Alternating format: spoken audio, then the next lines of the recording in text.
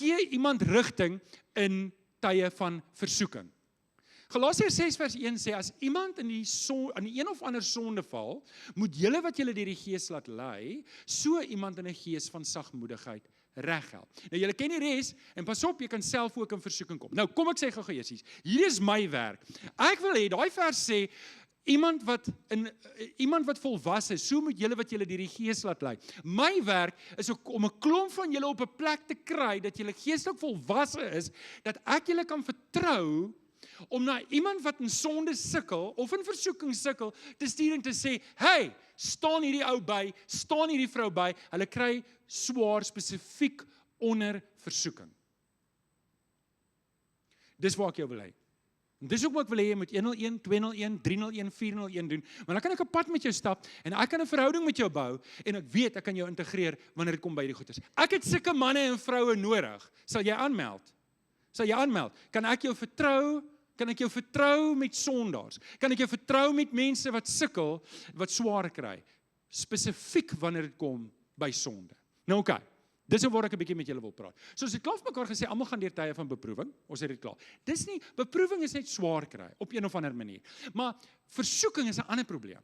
Almal van ons gaan ook, almal van ons wat hier sit, almal van ons, sê gou vir die ou langs aan ekke ook. Jy moet nie sê Johan ook nie, jy moet sê jy, ekke ook.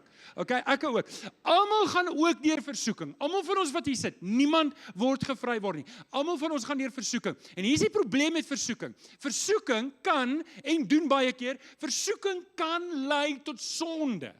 Nou die versoeking is nie waar die probleem per se is nie, die sonde is waar die probleem is, want hier is die ding, sonde lei na die sonde lei na die dood, dit gaan, jy kan nie wegkom met sonde nie, jy kan nie met vuur speel en nie gebrand word nie. As jy lank genoeg daarmee peter en speel en flankeer met sonde, gaan Satan jou byt en dit gaan doodbring. Dit gaan doodbring in jou huwelik, dit gaan doodbring in jou verhoudings met jou kinders, met jou familie, dit gaan doodbring by jou werk, dit gaan doodbring in elke aspek en op die einde gaan dit doodbring in jou gesondheid. En as jy lank genoeg met die verkeerde tipe sonde karring, gaan dit jou fisies doodmaak. En ons geen eer daarin nie. En as jy vasgevang is in sonde vanoggend, dan pleit ek by jou, en ek roep jou op tot bekering. Ek roep jou op tot bekering, jy moet dit stop, want Satan gaan vir jou kry. En ek sê dit vir jou, omdat ek vanoggend baie lief is vir jou. Ons moet hieroor praat. En ons kan nie doekies hier omdraai nie, want weet jy wat nie? Ons is so, ek gaan nie nou kyk nie, dit het niks met my te doen nie. En intussen is 'n broer besig om te sink, en die demone is besig om hom op te vreet daar waar hy is. Okay, dis 'n bietjie radikaal. Maar dis die realiteit. Nou moet julle sê amen. Ja. Spreek jy versoeking aan, dan hoef ons nie oor die sonde te praat nie. As ons die versoeking kan uithaal, dan gaan ons nooit in sonde val nie en die dood gaan nie kom nie. Nou, julle ken die gesegde van die kraaie. Jy kan nie kraaie keer dat hulle oor jou kop vlieg nie, maar jy kan keer dat hulle in jou hare nes maak. Julle ken dit, ken julle hierdie idiome? Nou moet 'n paar eers van julle gaan Google, is dit regte idiome. Okay, so, en dis basies waarop dit neerkom. Ek kan nie keer dat die versoeking altyd kom nie. Natuurlik kan ek my beter posisioneer, as ek weet 'n area, as ek weet ek het 'n drankprobleem, moenie in die kroeg gaan sit nie. Okay? As ek weet, my oog kyk vir, ek weet nie wat nie, mooi karre. Bly weg van Toyota af, man, jy weet mos nou jy gaan in die moeilikheid kom. Okay? So hier's wat ek wil hê, hier sou jy dit keer. Hier sou jy die kraaie keer, nie om oor jou kop te vlieg nie, maar om in jou hare nes te maak. En dit is eerstens, beperk jou sosiale media. Beperk dit. Wie is die ding wat sosiale media? Wie van julle weet wat cookies is?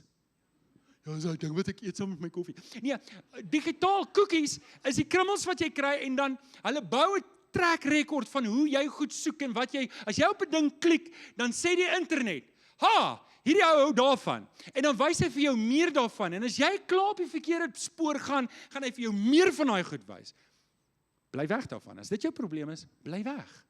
Bly weg. Die volgende ding is, moenie dat die kraaie in jou kop kom nes maak by jou kantoor en by jou werk nie. Weet jy hoeveel kinderstories is daar? Dis waar gelowiges hulle gewoonlik die skuldigste maak, is aan kantoorskinderstories. En hulle word daarin getrek. Jy mag dit nie toelaat nie. Moenie dat die kraaie daar nes maak nie. Beperk wat jy hoor. Jy luister goed, jy luister, Kenneth het nou die al gepraat oor musiek, maar ek kan nie onthou dat hy dit in sy preek genoem het nie, maar jy weet, baie keer luister ons na die grootste junk. Weet, ek kan nie my hart bewaar teen 'n buiteegtelike verhouding, Wanneer die liedjies wat ek luister, sing oor al hierdie goeters nie. Volg julle wat ek probeer sê. Ek moet my ore bewaar, ek moenie my ore uitlê nie. Ek moet my hart bewaar, ek moenie dat die kraaie kom nes maak in my hart en dat ek goed begin koester. En 'n paar van ons sit hier met goed wat al jare in jou hart broei en 'n gemors is en dit sit net daar en jy deel nie daarmee nie, want jy voel dis maar nou wie jy is. En dan laastens is jou verstand. Die goed wat ek my gedagtes toelaat die hele tyd. Daai goeders kan vir my doodmaak.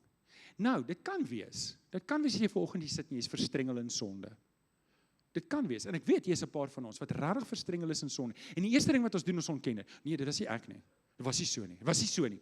Jy weet, en tot jy dit nie bewys het nie, is dit nie so nie. Nê? En as jy dit bewys het, dan is dit nog steeds nie so nie. Is dit nie ons partykeer is nie. Maar dis nie ons vrykom van sonde nie.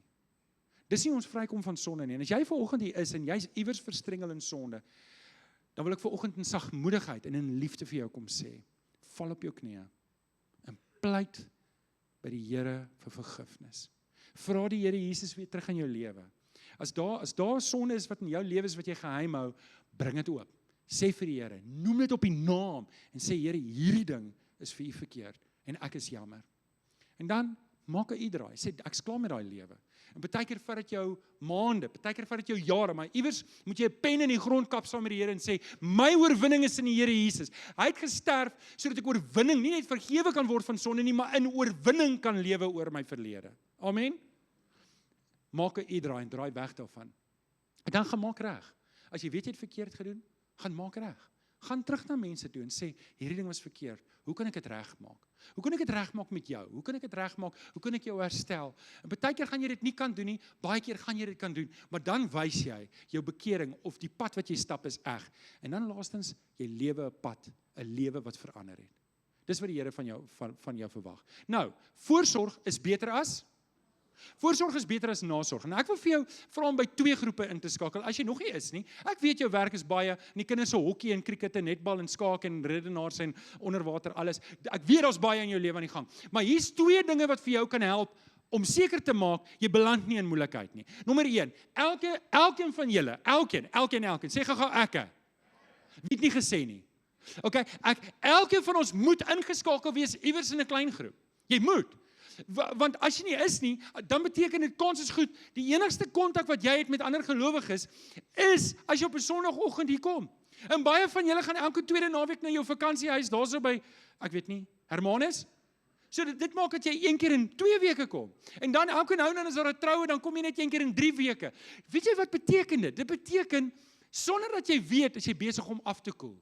En jy kan nie in 1 Sondag alles opvang wat jy in 3 weke nie gedoen het nie. Natuurlik, jou persoonlike stilte tyd is belangrik, maar jy moet iewers ingeskakel wees in 'n klein groep. Ouens, vir jou en vir my, behoort dit totaal en al ononderhandelbaar te wees. Ons kan nie hiermee onderhandel nie, want dis waar meeste gelowiges in die moeilikheid kom. En dan moet elkeen van ons iewers ingeskakel wees waar ons dien.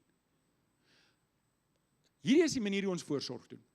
En die rede daarvoor, wag voor ek daai kom. En die rede daarvoor is, want wanneer ek genoeg tussen gelowiges kom, hulle kom agter, ek is besig om af te koel, voordat ek het agterkom.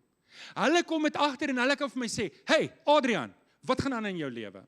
En dis mense wat klaar verhouding het met my, as ek by jou kom, dan skrik jy jou business. En dis nie vir my lekker, weet, as ek nou iemand wilvreem in my kantoor het nie, so, met wat se sonde is jy besig? Dis hoekom jy moet ingeskakel wees. Daar's nie 'n manier nie. Hier kan jy anoniem wegkruip. Ons mag dit nie toelaat nie. Stem julle saam? Kyk. As daar 2 seerowers is, hoe weet jy watter een is van 'n merwe? As daar 2 seerowers is, hoe weet jy watter een is van 'n merwe? Die een met die 2 oogklappe. Sê Vadersdag was laasweek. Ouens, Christene lewe baie keer met 2 oogklappe. Ek sien goed, maar ek sien dit nie. Ek sien my broer is besig om vasgevang te raak in sonde, maar dit het niks met my te doen nie. Dis nie hoe Christendom werk nie, dis nie hoe Jesus dit wou gehad het nie. Ons moet betrokke wees in mekaar se lewe. Ek dink baie huwelike kon gered gewees het, as van ons dalk ingetree het en gesê het, hy, en het genoem het soos wat dit is. Natuurlik in liefde en sagmoedigheid. Galasiërs 6 vers 1, as iemand in die een of ander sonde val, moet julle wat julle deur die Gees laat lei, mag die Here vir ons seën, dat ons meer en meer sulke manne en vroue het, manne en vroue wat hulle deur die Heilige Gees laat lei, wat met sagmoedigheid in iemand se lewe kan inspreek en sê, ek sien hierdie ding by jou, ek sien jy's besig om verstrengel te word, hierdie ding is nie reg voor die Here nie, kom terug. So iemand in 'n gees van sagmoedigheid reghelp. Nou, 'n advertensiebreek. Sien jy, ken jy, ek het hulle teruggekry. Ek gaan vir elkeen van julle so 'n bandjie gee wanneer die reeks begin. Julle gaan julle bandjie kry. As jy nou myne kom afhaal na diens, dan is dit nou oukei. Maar ek het net 4, nê. Ek wil hê jy moet die reeks saam doen. Ek wil jy moet nou in jou harte onderneming maak om die reeks saam te doen. En ons gaan dit in ons klein groepe ook doen, maar as jy nie 'n klein groep het nie, kom woensdaande hierso. Kom woensdaand, doen die gebedsseminaar. Gebed is een van die sterk wapens wat ons het om Satan te oorwin in ons lewe. So ek nooi jou, ek gaan nou die link in die groep stuur, as jy wil inskryf vir die mense wat aanlyn is, julle kan dit ook doen. Ek hoop regtig ek sien jou daar.